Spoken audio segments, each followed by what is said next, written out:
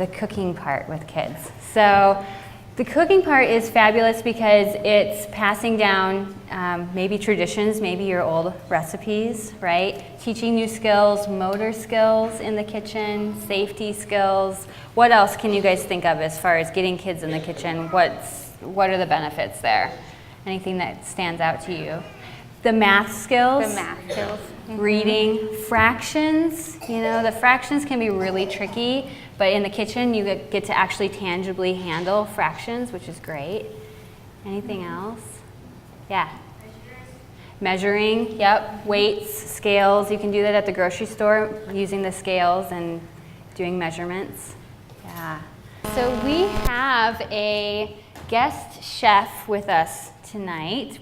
Rebecca, would you come up here? We have a little helper. Yay! You want help with your hat?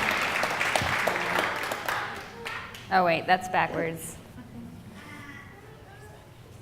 Let's get your hair out of the way. Okay, have you been in the kitchen at all before? Have you helped Mom? Yeah? Let's do this instead. Have you ever used a knife before?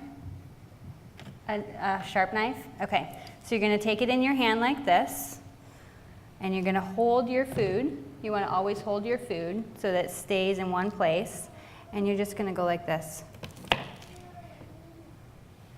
Does that seem like easy enough? Okay, put that in your hand, and let's get a good grip on it first.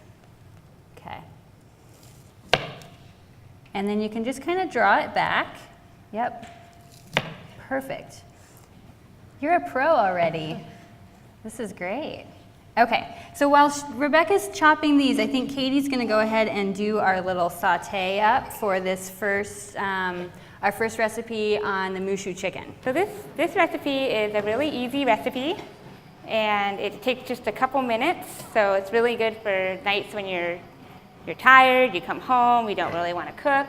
As long as you have this stuff on hand, you can have dinner ready in 10, 15 minutes, which is exactly almost as long as takeout would take, right? So that's what we're definitely trying to aim for tonight, is quick things that we want to do. So basically what I'm going to do is I'm going to go ahead and put on our skillet, or if you have a wonk at home. Does everybody have a skillet or wonk at home? Good.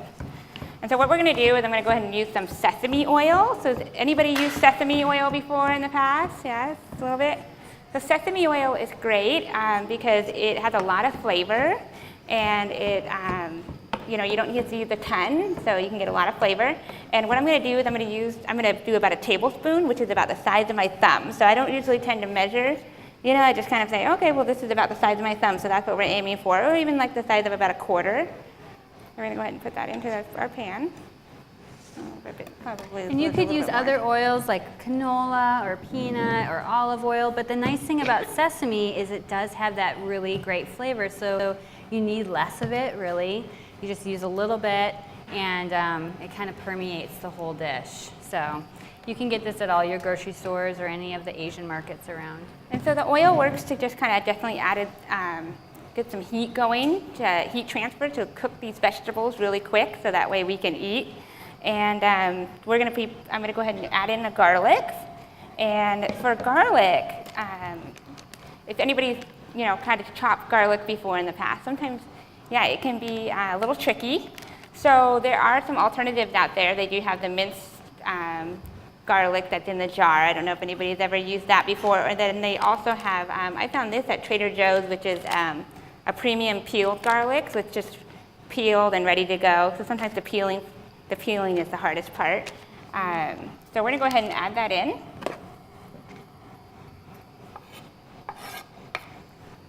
Go ahead and stir it up.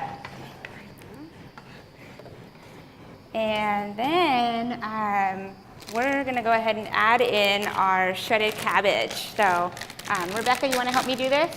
And I'm going to have you add in the shredded cabbage.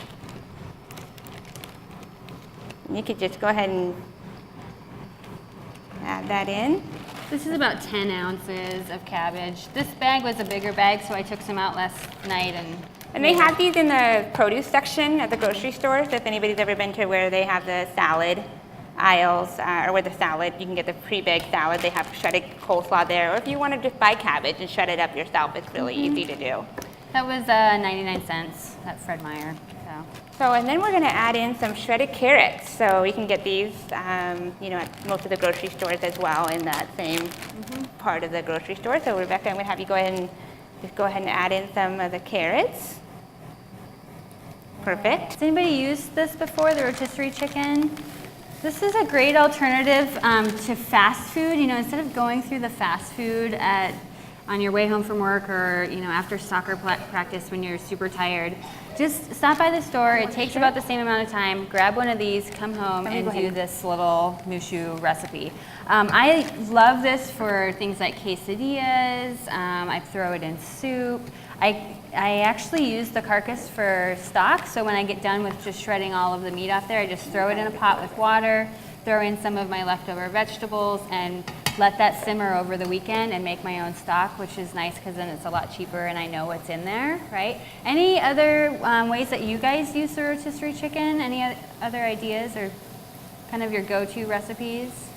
It's great for tacos as well. There's lots of different things you can do with it. The pasta salad is another option, or just some like little Mexican dish where you throw in a bunch of corn and beans and this and cumin and stir it all up. So I used some of this last night, and what I do normally, because it's messy, I keep it in the bag, right? And what I do is I just slice off the breast. It's the whole chicken. It's a 2-pound chicken. I got this for $5.99, so it is a little bit more expensive than if you were to buy it separately, you know, and not already baked. But it's fast. And if you wanted to use chicken breast instead, or you wanted to go that route, you could also do that too. So here we've got the whole breast, and then I'll probably use the legs for something else. And I'm just going to go ahead and chop this up. Just about $3 a pound. And there are some spices on here, but it's a rub. It's not an injection. So at least at the place where I go, they just do a dry rub on it, and it hasn't been frozen. It's a fresh bird, and it hasn't had any saline injected in it either. So let's saute this just a little bit more, and we'll add our sauces to this dish, and then basically it'll be done. We'll throw in the chicken, heat it up, and then we're good to go. And so what we're going to serve this with is so with tortillas. So you can either get, so we're talking about our whole grains with our meal planning. So nobody really said tortillas. So we do have some brown rice tortillas. So has anybody ever had the brown rice tortillas here before? Yeah. And then we also did another alternative. It looks like we have some, it looks like some flatbread, some whole wheat flatbread. So I don't know if anybody's ever tried that before, or even a whole wheat pita. You could use that as well. So there's a lot of alternatives. We're going to go ahead and stir this up. Now, if you wanted to just use what you had at home, you can even take out like a frozen chicken breast out of the freezer. And what I'll do is, if I'm short on time, is I won't even thaw it. I'll put it straight into a pan of water on the stove, turn it up to simmer, put in a little bit of soy sauce just to give it a little bit of flavor. And it's basically like poaching that chicken breast, and it does it really fast. And then it adds that little bit of flavor to it. So for a dish like this, that's a great alternative. All right, so are you ready to add our sauces? Yeah. I'm just gonna keep stirring. You guys can add. So the first sauce that we're gonna be adding is a hoisin sauce, and we're gonna be doing about 1/4 cup. So this is where, you know, it's kind of a nice teaching opportunity here. So we have about 8 ounces, and there's about 8 ounces in 1 cup. So 1/4 of it would be about, what, 25%. So I'm going to have Rebecca go ahead and help me out with that. So it'll actually move you down just a little bit so you can get right in front of it. Okay, so we're going to add in 1/4 of this, and Katie's going to help you. So I'm going to go ahead and kneel down right over here. And I'm going to go ahead and have you maybe like 3 or 4 spoonfuls. Perfect. Great. That smells good. So if you guys don't have hoisin sauce at home, you can make your own. You can just Google a recipe. Or if you want to just remember this, you can do half ketchup, half molasses together. It gives it that little tang plus a little bit of sweet. And you'll have something very similar to hoisin sauce. But the great thing about the hoisin sauce is you don't have to use very much of it because, again, it's very flavorful. And then we're going to add about two tablespoons of soy sauce. And you don't have to measure it. You can eyeball it. So we're going to go ahead and I'm going to go ahead and do about 2 tablespoons. And this is actually a low sodium soy sauce. So if you wanted to use the low sodium soy sauces, they still have quite a bit of flavor and not as much salt. And I think we need just a little bit more of that in here. Okay, perfect. Okay, so this is pretty much ready to go. So I really like these brown rice tortillas, especially with the Moo-Shu, because it seems more authentic to me because it's rice. And if this was a gluten-free soy sauce, then this whole recipe would be gluten-free. So it's a nice gluten-free alternative. The gluten-free, has anybody had any of the gluten-free soy sauces before with the tamari? Yes, perfect, great. Yep. And they taste exactly the same as regular soy sauce. Yep, so. they just don't have the wheat in them. So here's our rice tortilla and our Moo-Shu chicken.